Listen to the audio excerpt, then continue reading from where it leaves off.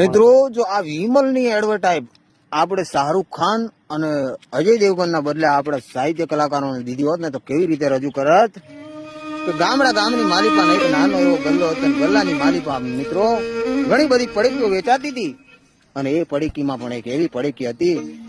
કે ઉંદર ખાય તો મારે બિલાડી ને બિલાડી ખાય તો મારે બાજ પણ દીકરો ખાય તો બાપ ને સડે ને બાપ ખાય તો પણ માય જાય. હવે બન્યું એવું સાહેબ એ જ ગામમાં એક વિમલ નો વ્યસન રહેતો હતો. ફાટેલ તૂટેલ લુગડા છે, ગરીબ માણસ છે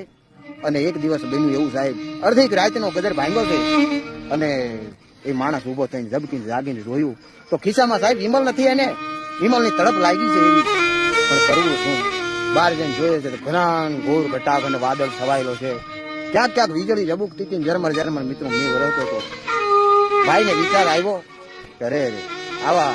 કાળી રાતે મેઘલી રાતે મને વિમલ કોણ દીધું ભાઈ હવે મારે ગલ્લે જવું પડશે બાપ. એટલે ગલ્લે ઉપડ્યો સાહેબ ઘોડીને અસવાર થઈ ધીમે ધીમે બાગડતા ઘોડી લઈને ભાઈ ગલ્લે પહોંચ્યો હતો અને ગલ્લા વાળા ભાઈ ને કીધું ભાઈ પડેકી દે ને મારા બાપ. તો ગલ્લા વાળો ઉભો થઈને કે ભાઈ પડેકી તો ઘણી છે કઈ પણ ભણ દાણે દાણે ને કેસર કાદમ અને ભણ ખાતાની હારે આવે જાય લેવા જમ પણ ભણ તમે બોલો બોલો જુબા કેસરી એ તમે બોલો ને જુબા કેસરી